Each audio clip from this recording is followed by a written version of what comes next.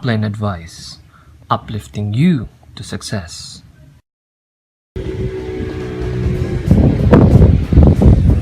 Hello guys, good morning. Andito tayo ngayon sa Valencia, Bukidnon. So nakikita nyo ito yung pineapple plantation. So I am with my team. Okay guys, show yourself. Yay! Hi! Good morning! Good morning. Diba? With our camera woman, beautiful, gorgeous. Babe, show yourself. Hi! Wala na klaro. Pakita mo na natin siya. So, hi! Diba? So, by the way, just wanna share to you itong principle na to na tinatawag na pineapple principle.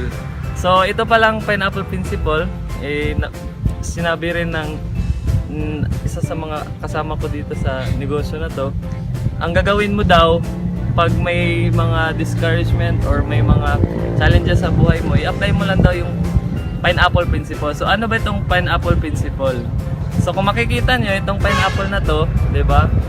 May nakapatong na parang corona and siyempre yung fruit. So pag may problema ka or mga challenges na gagawin mo lang is stand tall and wear your crown. O ito yung crown.